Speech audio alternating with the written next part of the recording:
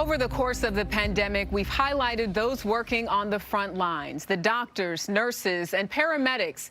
Well, tonight we share the story of those who are caring for the people who died alone, with no one to mourn their loss. Here's Jim Defede of our Miami station, WFOR. Under a canopy of mahogany trees are gravestones that bear no names, only numbers. A public cemetery on the outskirts of Miami for those who died alone and penniless. We refer to our program as a program of last resort. Darren Caprera is with the Miami Dade Medical Examiner's office. Our preference for every single case that comes to us would be to find either a family member or a friend so that that individual can have some sort of arrangement or tribute with people that knew them in life. Over the past year, however, COVID has filled the ME's coolers with hundreds of individuals with no place to go, no families to grieve for them, no money to bury them. And it is up to Caprera and his team to make one last effort to find their loved ones. And who oversees that part of it? That program is run by Miss Sandra Whitty.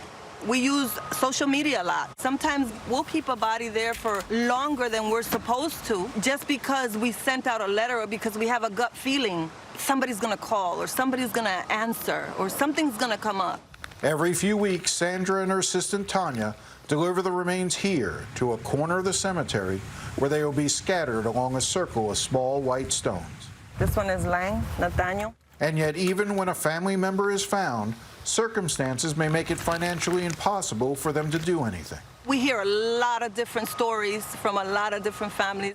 One of those stories involved 80-year-old Gabriel Hernandez, who tested positive for COVID in April and within 48 hours was on a ventilator. Ulysses Gonzalez was his nephew. His lungs were literally ravaged by the virus. We had to take the hard decision of disconnecting him from the respirator. My wife wasn't working at the time. I was the only one working. She had been laid off because of the pandemic issues, and he didn't have anything prepared. He couldn't afford it himself either. And that's when he spoke to Sandra. Basically, she told me they will take care of everything, not to worry about it. This is Gabriel Hernandez.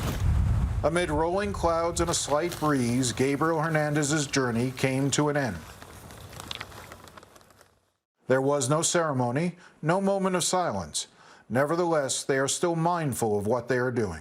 It's impossible to do this job without coming to the realization that you as a stranger are essentially the last person interacting with this individual. There is a sense that these people get to spend their last moments with a department and a group of people that truly care. The fact that we're not shocked by it doesn't mean that, that it doesn't affect us and that we're not sensitive to it. We really are.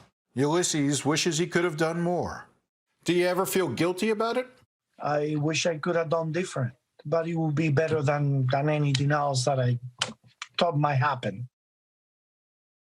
While the pace of the coronavirus has slowed, county officials say they are working through a backlog of cases, still hoping to reunite them with their loved ones. For CBS News, I'm Jim Defede, Miami. Wow, what a powerful story.